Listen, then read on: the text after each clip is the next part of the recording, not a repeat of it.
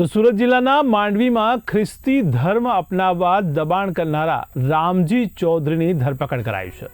તો માહિતી અનુસાર સુરત ગ્રામ્ય જિલ્લા પોલીસે માંડવી પોલીસ સ્ટેશન વિસ્તારમાં ધર્મ પરિવર્તન કરાવવાના કેસમાં વધુ એક આરોપીની ધરપકડ કરી છે।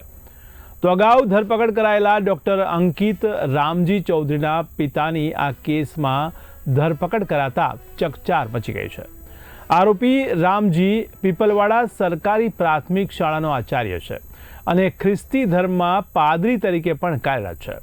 ત્યારે આરોપી રામજી ચૌધરી અને તેના મળતિયાઓ દ્વારા સુયોજિત રીતે ગરીબ અને ભોળી પ્રજાને લલચાવી, ફોસલાવી અને અભાવ ઉત્પન્ન કરીને ધર્મ પરિવર્તનની પ્રવૃત્તિ કરવામાં આવતી હતી। આ ખુલાસા બાદ પોલીસે રામજી ચૌધરીની ધરપકડ કરી જેલ ભેગો કરી દીધો હતો।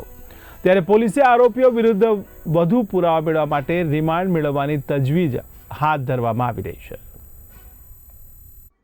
તારીખ 30/6/2025 રોજ બાપ્તિસ્માની એક ધર્માંતરણવાળી ફરિયાદ આપી હતી અને ત્યાર પછી દેવ બિરસા સેનાએ માંડવી પ્રાંત સાહેબને તારીખ 3/9/2025 રોજ આ બાપ્તિસ્માની ફરિયાદ એફઆઈઆરમાં દાખલ થાય એના માટે પણ આવેદનપત્ર આપ્યું હતું અને આજે તારીખ 12/12/2025 રોજ જે એક આદિવાસી મહિલાને, એક આદિવાસી દીકરીને જે બાપ્તિસ્મા વિધિ કરીને ખ્રિસ્તી ધર્મમાં ગેરકાયદેસર રીતે ધર્માંતરણ કર્યું હતું તેની આજે પોલીસ, સુરત જિલ્લાની પોલીસ એમની ધરપકડ કરી છે અને હું સુરત જિલ્લાના ગ્રામ્ય એસપી સાહેબને ખરેખર ધન્યવાદ ગણું છું અને અમારા ડીવાયએસપી સાહેબ ભગતસિંહ વનાર સાહેબ શ્રીને પણ અમે દેવ બિરસા સેના અને સમસ્ત આદિવાસી સમાજ ખૂબ ખૂબ આભાર વ્યક્ત કરીએ છીએ।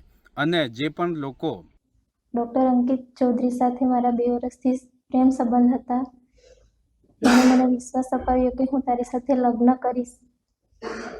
લગ્ન કરવાની લાલચ આપી અને મારી સાથે શારીરિક શોષણ કર્યું। ત્યારબાદ તેણે મને કહ્યું કે તારે મારી સાથે લગ્ન કરવા હશે તો તારે ધર્મ પરિવર્તન કરવું પડશે। મેં ધર્મ પરિવર્તન પણ કરી લીધું। એના માટે ધર્મ પરિવર્તન પણ મેં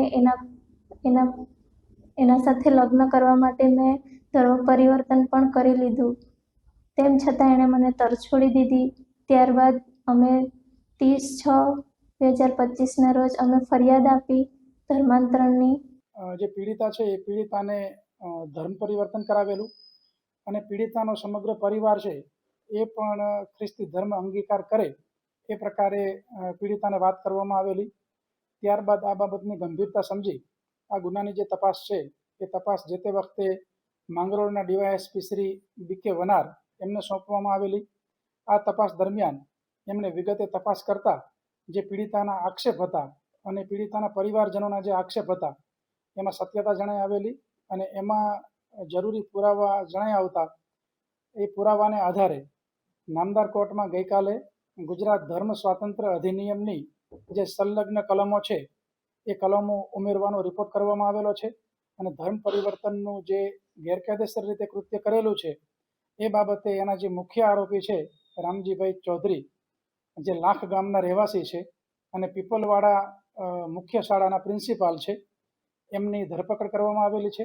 આજે નામદાર કોર્ટમાં રજૂ કરી જે યોગ્ય મુદ્દાઓ જે અન્ય તપાસવાના બાકી છે એ મુદ્દાને ધ્યાને રાખી નામદાર કોર્ટમાં એમને રિમાન્ડ માટે આજરોજ તજવીજ કરવામાં આવશે।